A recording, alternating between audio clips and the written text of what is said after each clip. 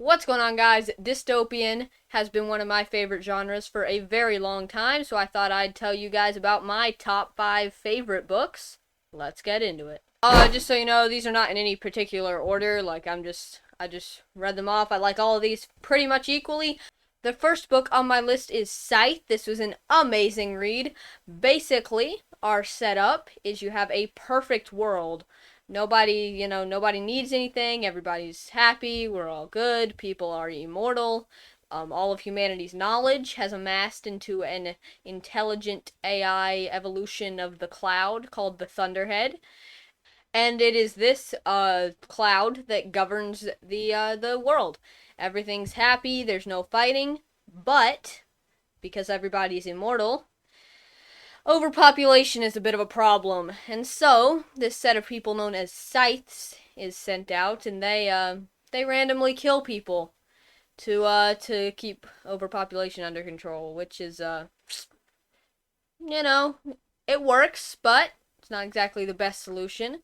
And because AI can apparently not comprehend life or death, the governing body of scythes, known as the Scythedom, is set apart from this perfect AI that knows everything and cannot make a mistake.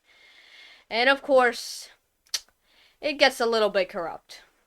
Because there is some form of power, therefore there's some form of corruption. Moving into the specifics, one thing I did not like about this book is there's a sharp divide between good and evil. You have these honorable scythes who pride in taking life, but, they don't want to do it, but they feel that's their calling, that's what they need to do. Then you have these dishonorable scythes who just take life for the fun of it. They think it should be fun, everybody should be happy because it's a perfect world.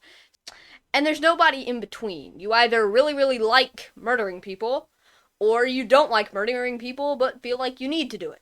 So there's not really an in-between, which I did not like. Our two main characters, Rowan and Citra, are thrust into the scythe in an apprenticeship to a very famous scythe, and they don't really want it, but that's apparently what is the main quality of being a scythe, is you don't want to be a scythe. That's basically the plot. The characters themselves, Rowan and Citra themselves, are very believable, very relatable. I like them. They're good. They make sense. But they have a bit of romance going on between them, obviously, because you got two main characters, and they're not allowed to have a romance, so what are they gonna do but have a romance?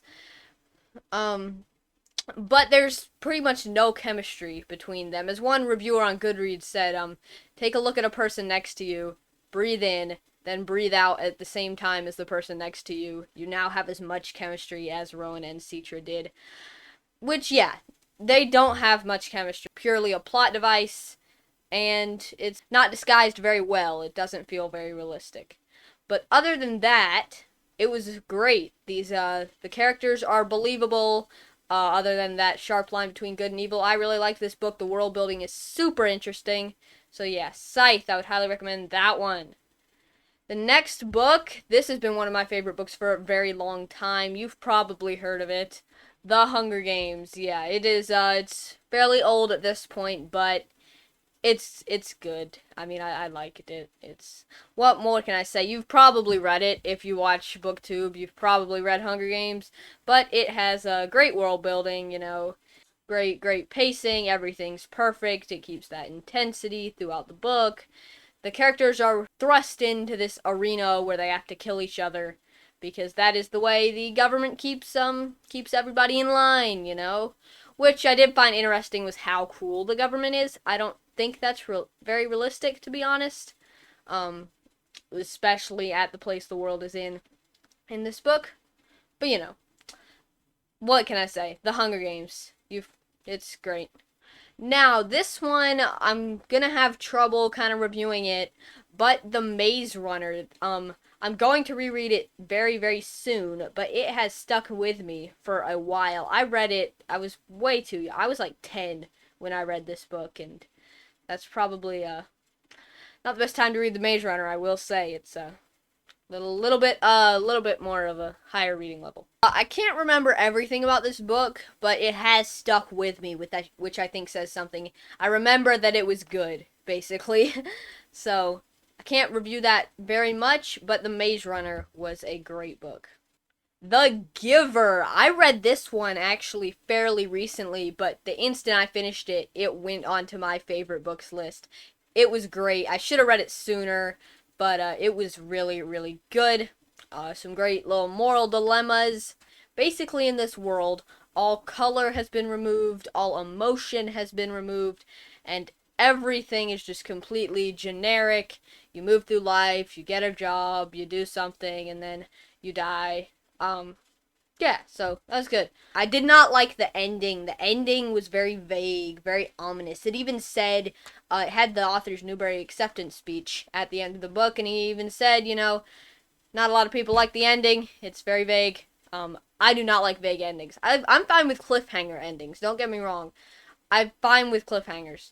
I don't like vague endings. I want to know what happened to these characters. Like, I don't want to be like, did they die? Did they succeed? Like, what happened? I want to know from the beginning what happened to the characters. Which is, you don't get that in this book. The side characters of this book are not very developed. They are very simple, which I think, I may be wrong, but I believe that there was some intention in that. I believe the author intended to have the side characters be simple, simply because this world is so simple. How many times can you say simple in one sentence? But simply because this world is so simple, they don't really need to think for themselves. They just move through life. You don't worry about what happens, you just do it. You just move through life. So I think that was why the side characters were so simple, but they were simple. The plotting was pretty good. I liked the world building, I liked how it all worked. Once everybody turns 12, they receive their job assignment. As I said, you don't get to choose your job. It is chosen for you. You move through life. And our main character, his name is Joseph, is given the assignment of the Giver. This is the person who has to store all of the memories of the world before this world. All the bad memories, all the good memories, because this world is completely vanilla. There's not good, not bad, like very, very fine, right in the middle. And Joseph is chosen to store all the memories of the world when good and bad existed. So, he goes and the previous giver has to give him the memories. He gets these memories in very, very quickly for a 12-year-old. He realizes, maybe the way the world works isn't so good. But if I was 12 and I was in that situation and I'd been fed from the beginning of my life, this is the way things are, this is the perfect way, this is how it's always been, how it always will be, I'm not gonna get one memory of a rainbow and be like, oh my god, we need to stop what we're doing, I might, it would take me maybe a few years, a few memories to be like, yeah, maybe a little something could change, So that was my take on it. I did not like how quick he went from innocent to wise. But other than that, and other than those other things that I mentioned, this is a great book. I would highly recommend it. Any book's gonna have some bad things, and this book had its fair share. But yeah, I really liked it.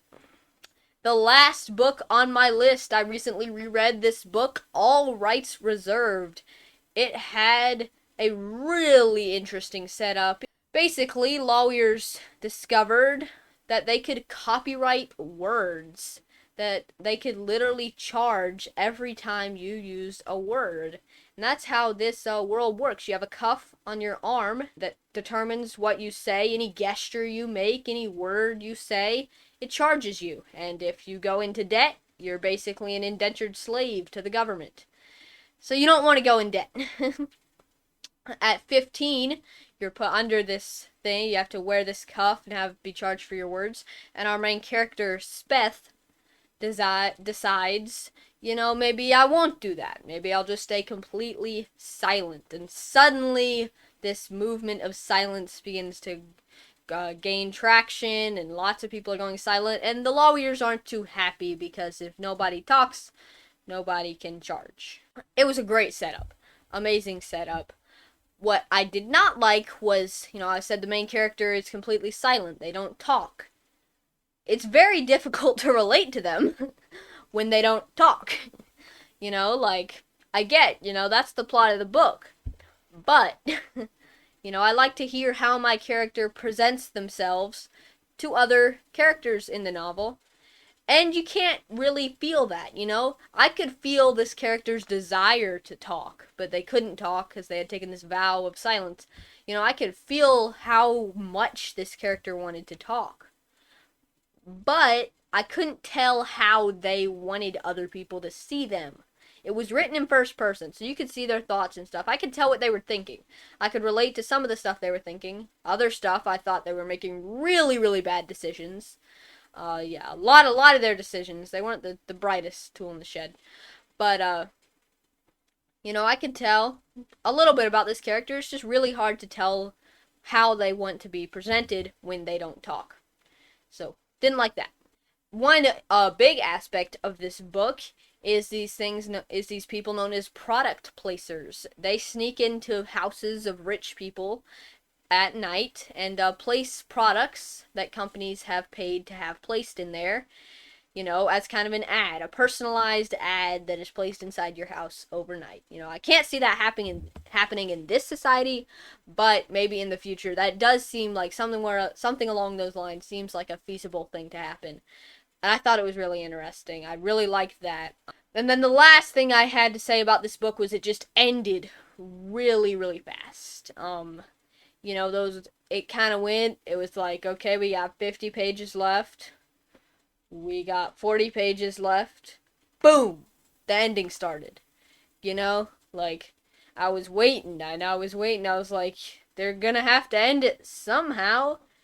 And then they did, And I get that there's a sequel, so they didn't want to wrap everything up too much. I haven't read the sequel, but I'm sure it's pretty good.